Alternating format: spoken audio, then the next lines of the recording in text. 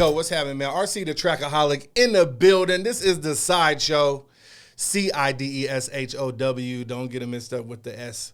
I got a guest here that, I mean, like, I ain't gonna lie. I didn't write the intro, but I'm about to wing it because the man has credits that are falling out of his pockets. I mean, first you got Lost and Found Records. You got Crazy Pinoy Promotions. He's got some new stuff. I don't know the name of it yet, but he's got that going on. Real estate mogul, Airbnb guru. But it is the one and only, my man right next to me, Mr. Gene Dexter. What's popping? RC Kroon. What's up with it? Thanks so much for the invitation. Man, you know I had to. You know I had to get you on. No, here. you've upgraded a little bit since the some of the videos I've been watching online. Bit. You've been upgrading, man. Just a little bit, like we want to create a look. We got so much competition out there. Yeah. You know what's funny? What? I think you might have been the first podcast I had ever seen. I think I was the first streamer and podcaster in Seattle. What was the name of that platform? It was just at the Gene Dexter Show. No, but the platform that you used was like they're long gone now, but Yeah. there were two of them, and they were the first. I forget the name of the platforms, but you were in your backyard. It was. I did a show in the backyard. Was your first guest? No, your first guest was it easy? Not Easy E. My bad, E-Dog. I had quite a few people. I don't know who the first was, but we ended up E-Dog on there. Macklemore, Daddy-O from Sonic. We had Funk Daddy. Mm-hmm. We had DJ D-Docs. We had Mr. Sinatra. We had, I think you were a guest. Yeah, once I saw it, I was like, I kept tuning in, and you were like, oh, RC, you should come to the podcast. Yes. I was like, yeah. But we did it on a stream, right? And then years later, I thought, well, geez, I'll just put some of it on YouTube. Because a lot of it was lost, Right. Because I didn't really understand the power of, all of it at the time we were doing it. Yeah. But, yeah, it was the first. And, but, boy, look at where it all is now. I mean, and now you're on it's my an show. industry. Yeah, totally. And now on yours. I was telling these guys, I went to like a podcast meetup on Capitol Hill. There's so many people there. Like podcasting is a real industry, and that particular thing was like a preamble to like some big ass thing in Denver. Like that, I mean, it's real. Oh yeah. Yeah. No, it's a very big deal, and anytime people can get $200 million for their podcast, right? I mean, there's something to it, man. So I brought you here for a couple reasons because first of all, you're one of Seattle's hip hop pioneers. Even though people, you came a little late. Yeah. But you were here. 1993. Yeah. You hit the ground. You hit the ground running. I remember when I met you, we were at Studio 54. Do you remember that club?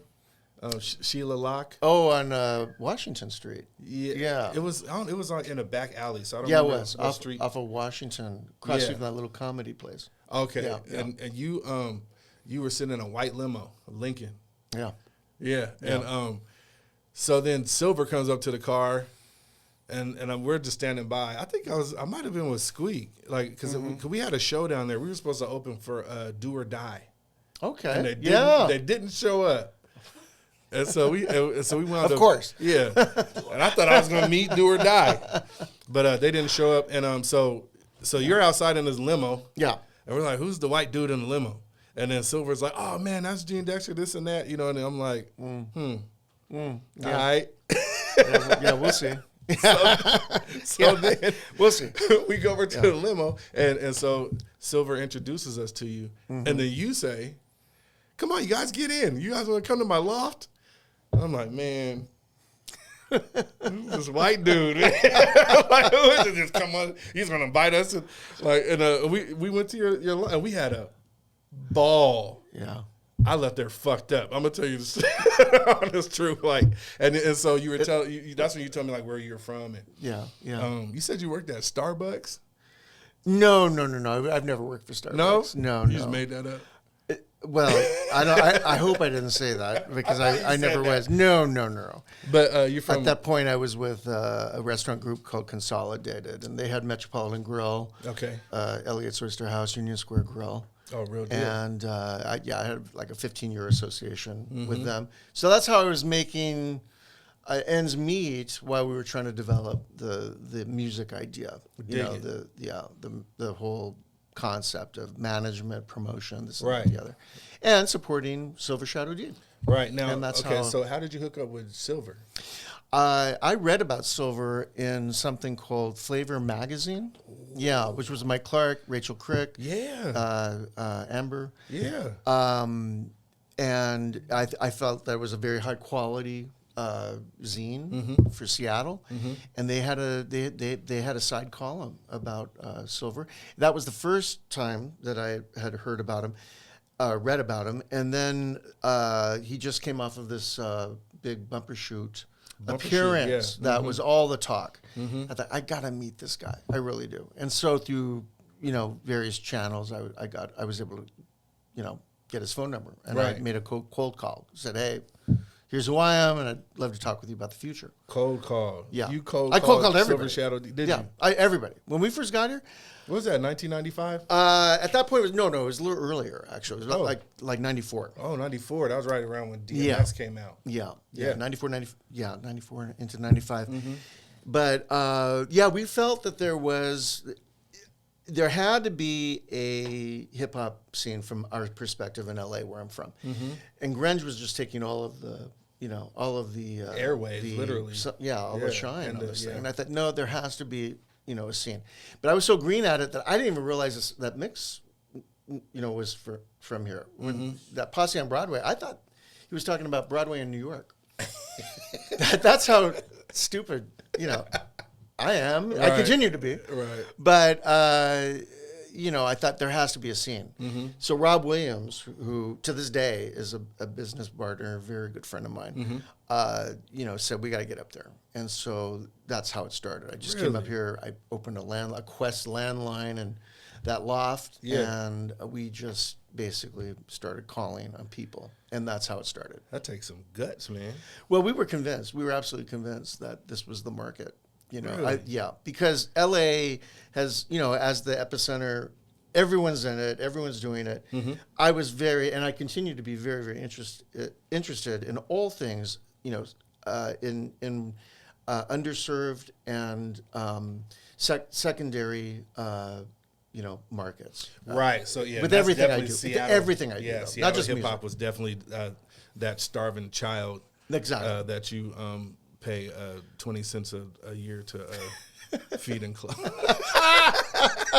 And you came running up here. You found you a Silver Shadow D. I found Silver, but I found a lot of things that I liked and I wanted to be involved with. And, while I became friends with everyone, we didn't achieve, everything, I wanted to do. But I wanted contracts with everyone. Right. I thought Jason Black were amazing. Oh, yeah, I thought of course. What was happening with Scum and what was happening with, Squeak Nutty Bug. Right. There was just so many names. Right. So especially many at that people time. At that time. We were all like, it was right so out there, rich in entertainment. It just needed a little organization. It needed a little bit of help. And, I didn't get everything I, wanted, certainly, but I think we did achieve a couple of very cool things. You did. So that I'm able to even, speak with you today about it, which is kind of neat. Thank you. That's a nice enough payoff. Right. Because, because here we are in 23 now and still talking a little bit about it, which is kind of cool. Man, it's dope to be here, especially on the 50th anniversary of hip hop. There you go. Yeah, for there sure. You go. Now, Lost and Found Records. Lost and Found. Yeah. Yeah. Now that was you, and was Silver? Was he just the artist, or was he a partner? Well, what had happened there was originally Rob and I, we had been gunning for a management contract with Silver for about a year, and it was back and forth. And at that time, Silver had a lot of control, issues. So, Rob kind of put his hands up with it and said, I don't know. So we gave it a rest. And then there was a summer, I forget which year it was, but there was a summer where I called back Silver. I said, hey, why don't we have lunch? We'll just talk. Because I'm like that. If we can't achieve something today, you're a I'll see you in guy. 2 years. Yeah. It's not a problem. Yeah. So we went down to some restaurant on the beach somewhere down in what do you call it? They call it Redondo Beach, but it's down Redondo. toward Des Moines or whatever. I know what you're talking about. Yeah, I mean we had a great lunch. Oh, yeah, it had to be Salties. And Yeah, I think it was Salters. Yeah, right on there. And I just said, hey, what do you want to do? And so we went back and forth, and he said, well, he said, well, why don't you open a record label instead?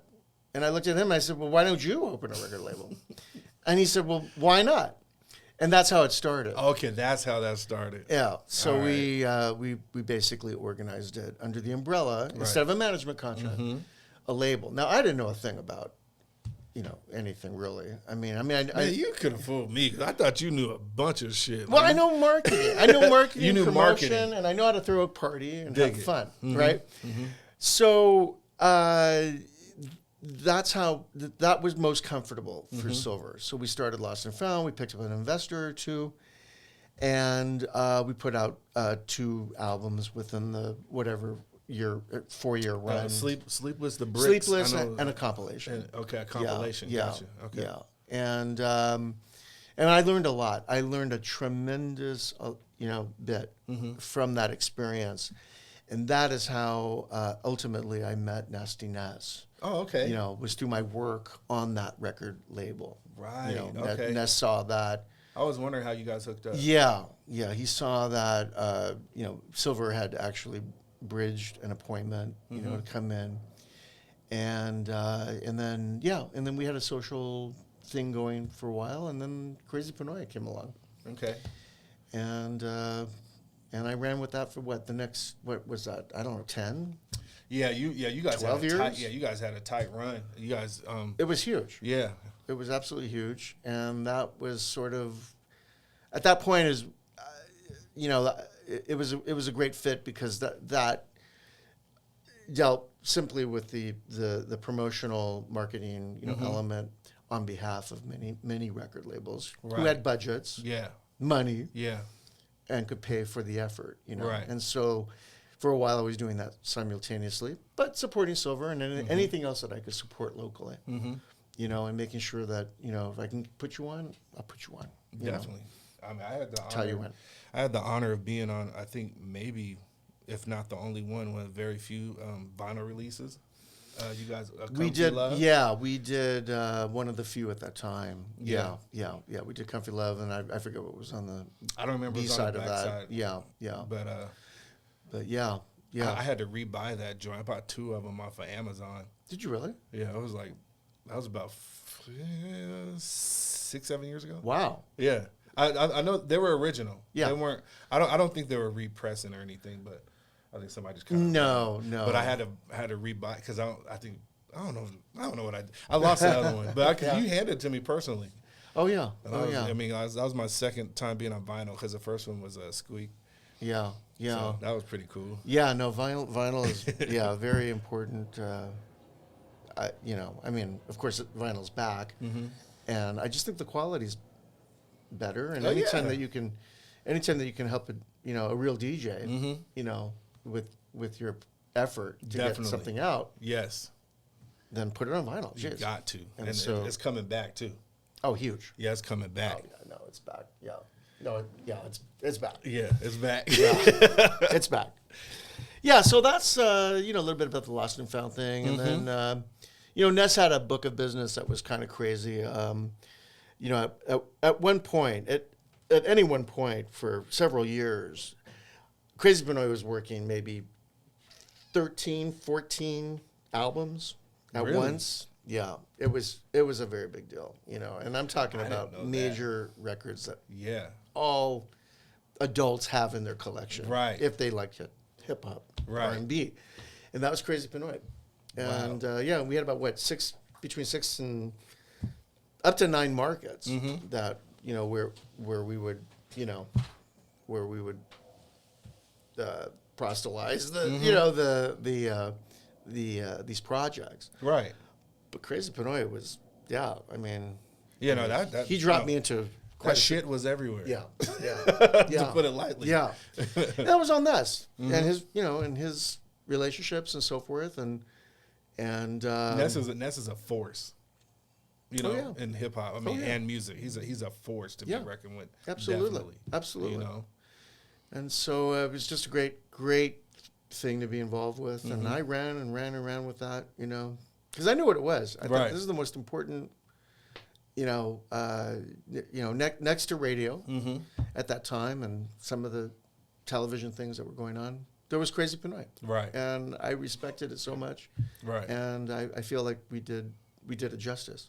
Man, that's dope. I mean, I even remember that limousine you guys wrapped. I think it was the first time I ever saw a wrap. I didn't know a wrap limo. I was like, how did they paint that car that way? But it turned out, but you and it was parked.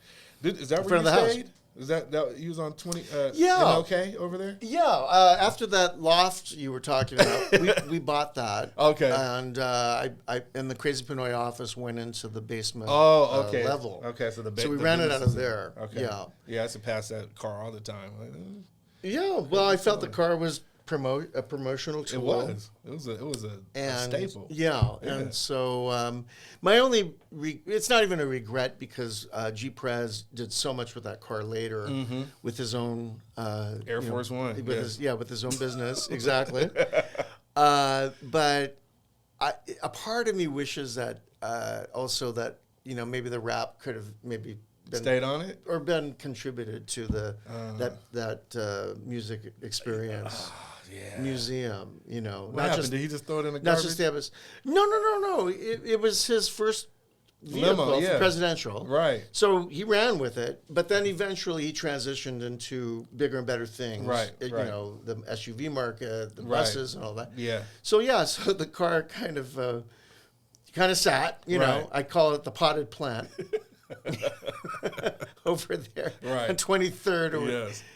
But it served its purpose for many different, Definitely. reasons, and So, but it would have been interesting to, if we had just given it to the museum. That'd be a classic by now. But I'm glad I'm still happy though that it went where it went.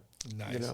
Yeah. Now, let me run it up a little bit and get to the present day, because I've heard you mention. I know it's always you and wine and champagne. That's and I usually don't remember shit after that because all I see is Gene like this. That's all I like. I was like, hey, nice to see you last week. Yeah, I don't what happened. Know. I don't know. We had a good time, but it's always a good time though. It's always good. But explain to me your association with wine and champagne, and what is that really about? Now that I'm sober and I can listen, I'll know. Well, for many, many years, I have been in the hospitality, industry. Started when I was 17 years old in LA at the Biltmore Hotel. I became a banquet server. Oh, okay. Through a gentleman by an incredible maitre d' by the name of Peter Eberhardt Sr., who put me on. And while I've done many, many things in my daytime career, my nights have always been spent on the floors of some of the better venues up and down the West Coast. Gotcha. And this has been going on now for 40 years or so. You've been doing this for 40 years? I started when I was 17. Oh, shit. Yeah. And it has funded a lot of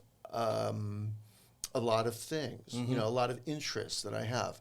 The hospitality industry is one of those industries, like real estate, where you can make money every day. Not so much today because the structure of it is quite different. But back then it was a cash business, a legal cash business. And, things back then were not nearly as expensive as they are, today. Right. And you can make other things happen. So, as I opened other businesses and, other endeavors. It was always off the back of the hospitality industry. Okay. Well, like a side hustle? Yeah. No. It was for a long time I considered it a side hustle to get really where I wanted to be in music, real estate, this and that, the other. But eventually, and it's just in the last few years that I just decided that, this is not this. This has always been a lot more than just a side thing for me. This really is. This is really who I am. And that's what you love to do. I do love it. There are very frustrating parts about it. In fact, I'm associated now with something that is probably some of the hardest work I've ever done in my entire career. Really? But it's also probably one of the most rewarding gigs that I've had. So I'm sticking, to it. So now, what's a typical, for lack of a better term, day in the life of Gene Dexter? Well, right now, because of the position that I'm in, a typical day would involve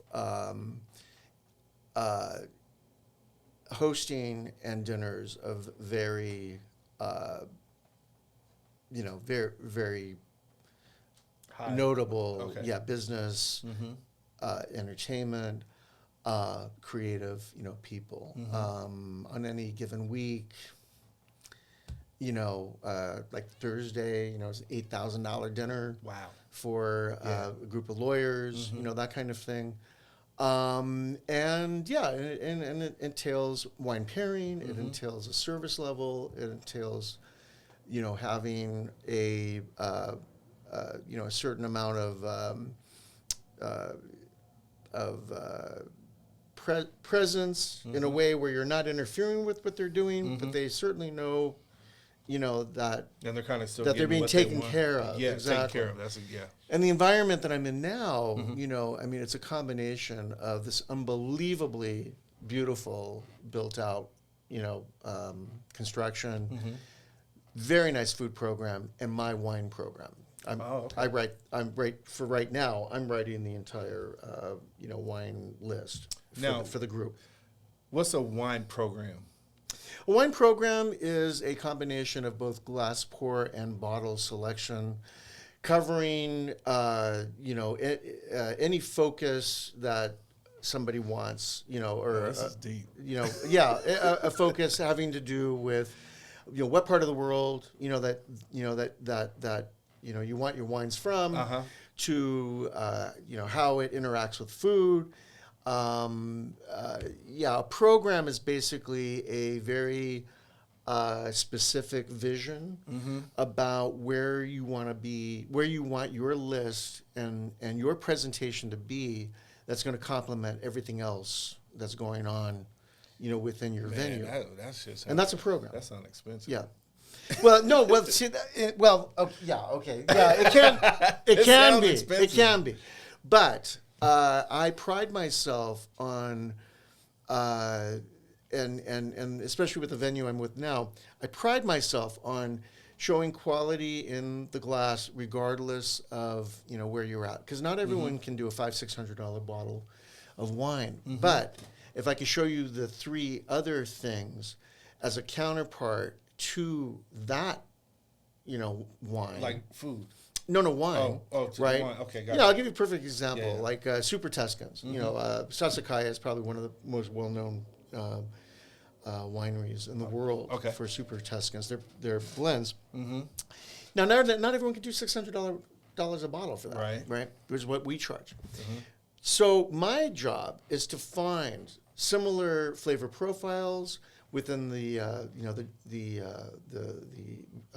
region that would make it more comfortable at $175, right? Or even a domestic version in the $70-75 range. Okay. Right? Now, experts will say, "Oh, well, this can't possibly be." I'm not about that. My thing is, I want power and quality and value, no matter what you're paying for. Okay, and that's what my list offers. Something for everyone.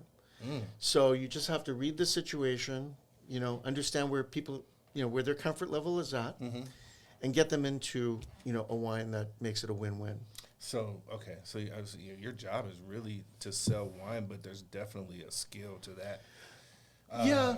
It's taken some time. Yeah. So to learn. Are there a lot of people who do that, or is that something you kind Well, of came up with? No. There are different levels of wine expertise, and there are. That's not a small yay, is it? Yeah, well, that's part of it. Yeah. Oh, okay. Yeah. No, there are different tranches though, of or different levels of wine work and somm work, and okay.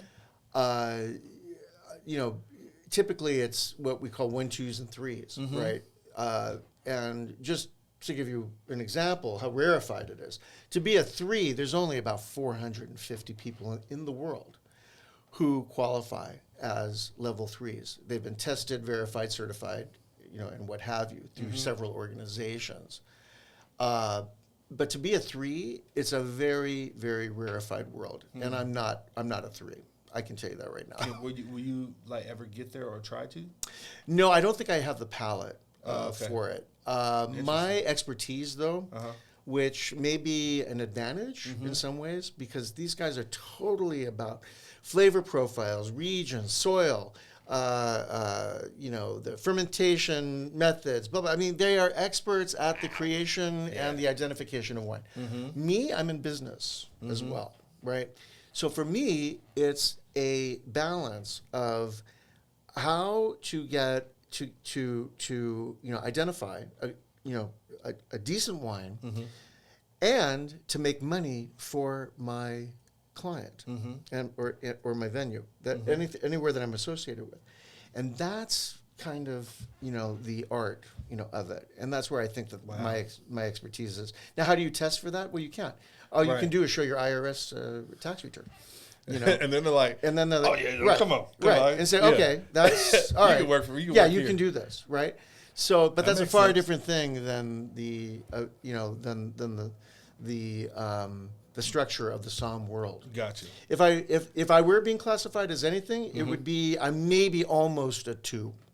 I think I might be able to manage passing certification for 2, but 3, oh no, that's a whole other thing. So yeah, it's an industry. It's a whole other world. Yeah, that's because you're talking about a whole bunch of shit I've never even heard of before.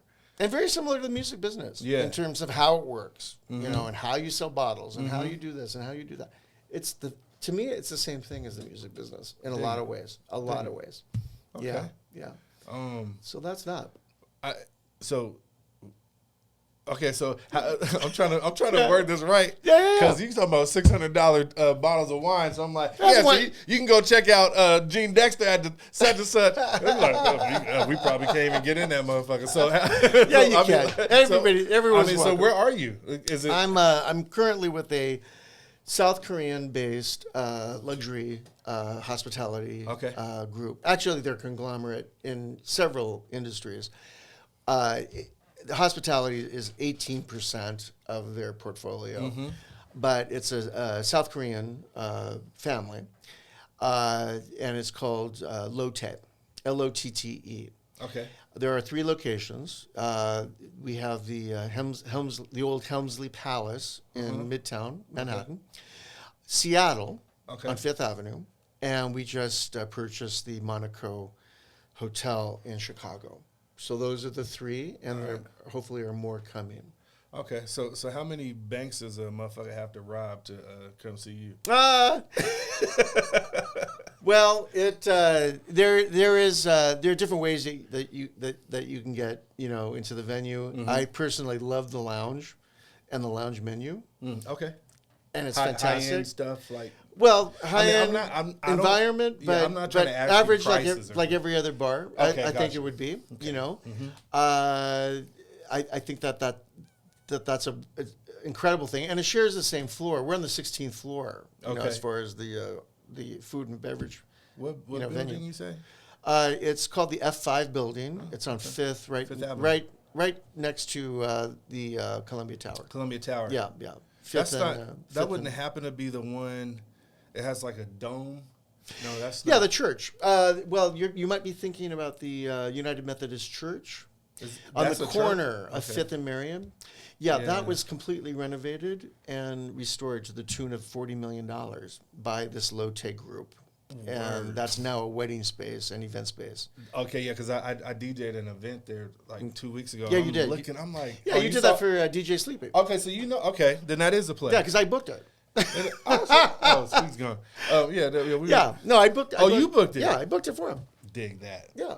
Okay. Yeah, that place is fancy. Like, It's fancy, but but right behind it, across the lobby, is the actual new construction. That was the former parking lot of that church, and we're right in the middle of the building. Okay. Yeah. Okay. So Yeah. you guys, gotcha. So before we get up out of here, gotcha. Boy, time went by quickly, didn't it? Not really, but I got you. So I want to get into something that I brought you here for. Of course, I brought you here because you're my man. Like, you're my guy. Yeah. You know what I'm saying? But I'm gonna what did it say? Preface. I'm gonna preface this with a little kind of thing. So what I'm doing right now is I'm shooting a documentary. It's basically about myself. It revolves around me, but it's mostly about I'm mostly a hip hop guy. Of course, I do dabble in R&B and stuff, but music, hip hop, it's about me and my experience in it, coming up in it, and the people around me. Right. So I couldn't get everybody. So I tried at one point, and it just my wheels fell off. But I'm working on that now. So I want to use this segment to talk about a very what I consider a very important time in Seattle music history. Yeah, because I don't take that lightly.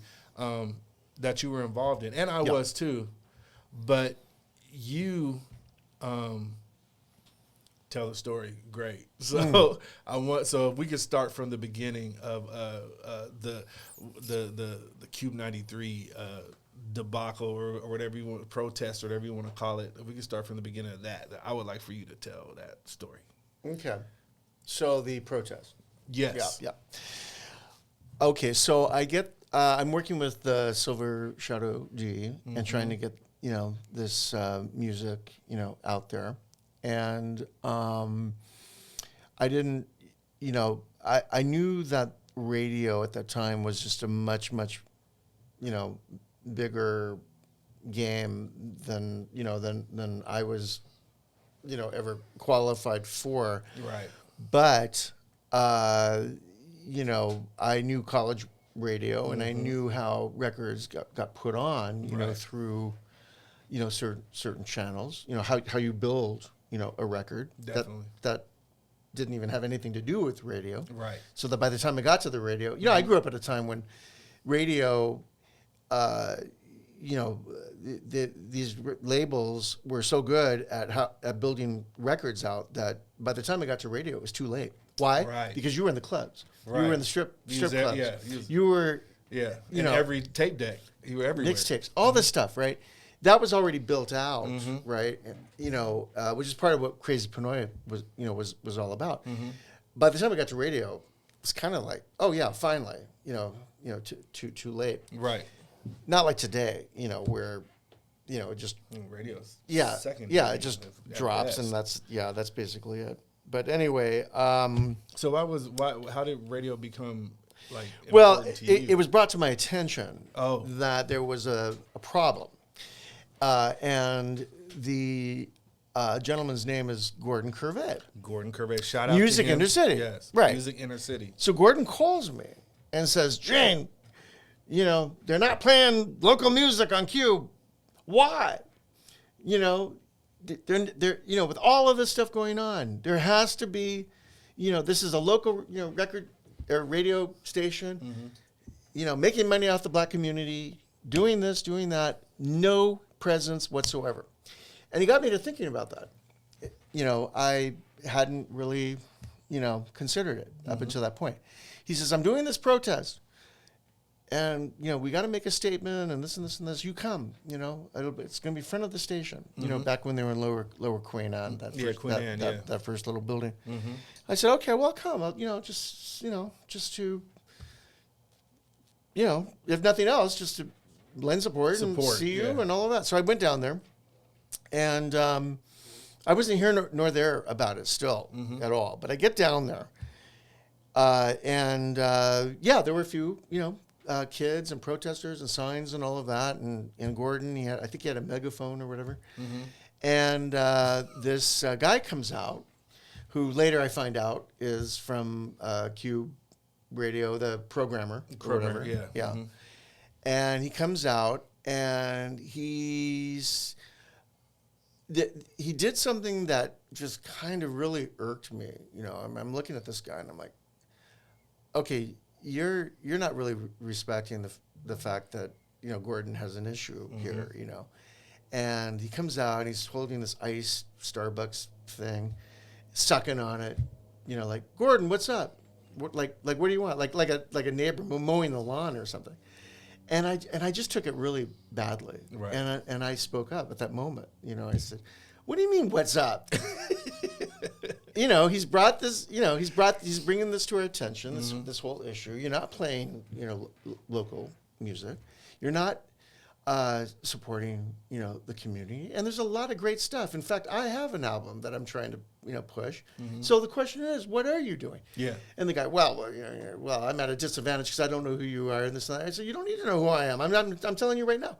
So it went back and forth like that. So then after that, I got it kept escalating, and Cube at that time thought that they could just dismiss it, and so they started digging in.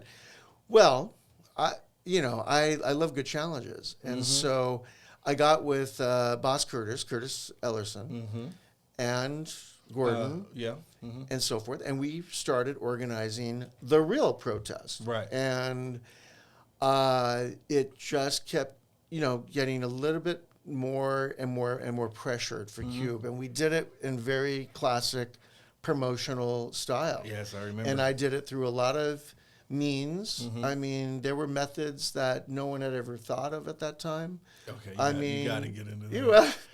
Well, one of them was Stranger Magazine. Right. I Anonymous. The Stranger. Right. Yes.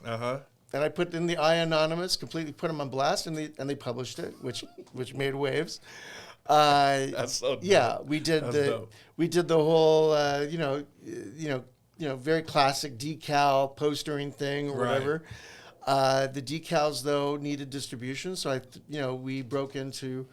I'm not necessarily proud of it, but we had a greater purpose, and that was breaking into parking lots of car rental companies and slapping the back of these cars with the Q protest stickers, because those cars go everywhere. Right. Right? Because they're rental cars. Rental car. I would have.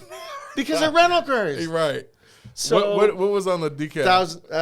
It was the Cube Radio logo with the X through it, and said "Support local hip hop." No, support Seattle hip hop. Support Seattle. Seattle specifically. Yeah. And that's all it said. Right. Right. And those cars did the work for me. That's dope. So we would go in, in the cover of Night, of course, paste up 300 cars a night. Damn. And it sort of worked. Yeah. But the coup de grace, though, came from Curtis. And he says, we got to hit him at the money, and the real money. And so when he did the Seattle Times interview about the issue. Oh, okay. Yeah, I didn't know that. We named particular major advertisers of the group. Because they had a group of channels. Yeah. It was all that. Yeah, it wasn't just. It just wasn't. It wasn't just Cube. They had a lot of different things. But basically, we drew a line in the sand in the article and said, next step, we're going after all of your major advertisers. Now, one of them. So Seattle Times went a step further, started calling those advertisers for their comments. Damn. And one of them was Sound Ford. And Sound Ford, I don't remember the gentleman's name, but, he had the right statement, the right answer. He said, they should call us because we understand. And they were quoted as saying that in the Times. So after it published, we went straight to Sound. Right. So sound called the station and said, we're pulling all out. And you remember how much they advertised back then. It was every 10 minutes. Yeah, It was a sound for it ad. Yeah. They said, we're pulling the ad until you can figure this out. Or the ads. Sound 4 probably kept their lights on. Yeah. And that's when we finally got the attention of the company. Dig it. They came back in. Mm-hmm. I didn't attend because I basically wrote a letter and said, here, we'll bring them the letter and just say, hey, I just don't think you guys are serious and that this. I remember sitting at that table with my brother because it was like it was also CD Rays Records and was Tony Benton already there? Or? Yeah, Tony was already a community affairs director. I remember being in that at that table. You were at that table, a long table. It was scary as hell for me. You were quite young then. Yeah. So they put it to the table, and what Seattle got out of it was a radio show on Kube. Right. Sunday nights. Sunday night. Yeah. Future Flavors. Future Flavors. That's right. And Tony B as the host. Right. As the lead, as the bridge and the liaison. And I feel that show did wonders for not only artists locally, but to show radio stations around the country that you can have even in markets that aren't really known for that for great music that it's possible. And that protest did that, and that's dope. I mean, to be honest, it's probably one of my. And and as you know, I've been involved with a lot of records. Yeah. A lot of albums. That to me was kind of the coolest campaign I ever did. Man, it was cool to like watch you guys do it. Like, I mean, that was, and be a part of it. Like, I mean, like, and so, and it's funny because now we're in an industry where you don't need the radio, but at that time we did, because I mean, even just like driving around, you had your CDs, you had your tapes. Sometimes you wanted to turn on the radio, and when we turned the radio on, it was Nirvana and Stone Temple Pilots, all day, and it was shit. We started listening to that too, But and then next thing you know, because actually that's how I got my first royalty check when they started spinning. I'll Get You High. Right after that. And Wojak. And Nima, Unexpected Arrival. Nima. He got put on. I mean, so much came out of that, and I think that one of the most effective things about civil protests like that and raising issues like that is that you can win. I mean, there was a point, you may remember, a lot of people have forgotten this. There was a time when they actually changed the format before they would negotiate with us. Remember they went to rock for a little while? And it completely fell down, and their numbers just completely collapsed. That's right. So they had to come back, to the format. Hip hop R&B. And that was that protest. Yes. All of that. Yeah. And so things can happen. Things can get done. They can. I mean, because you had a great team, and it wasn't even a lot of us.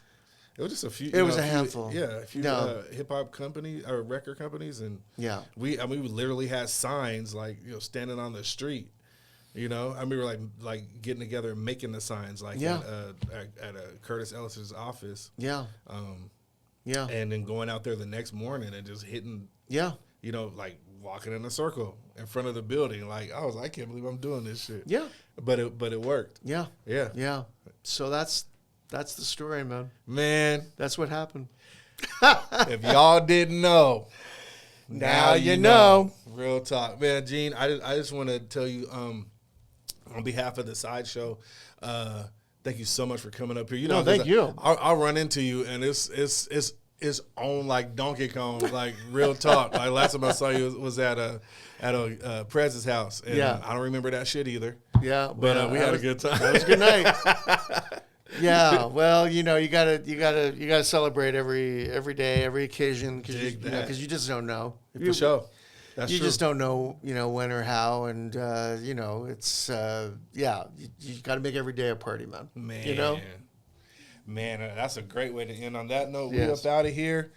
Once again, Gene Dexter in Thank the you. building. Thank you. Seattle icon, music mogul, running shit here and there. That's what it is. You know what I'm saying? Well, We thank up you. out of here, though.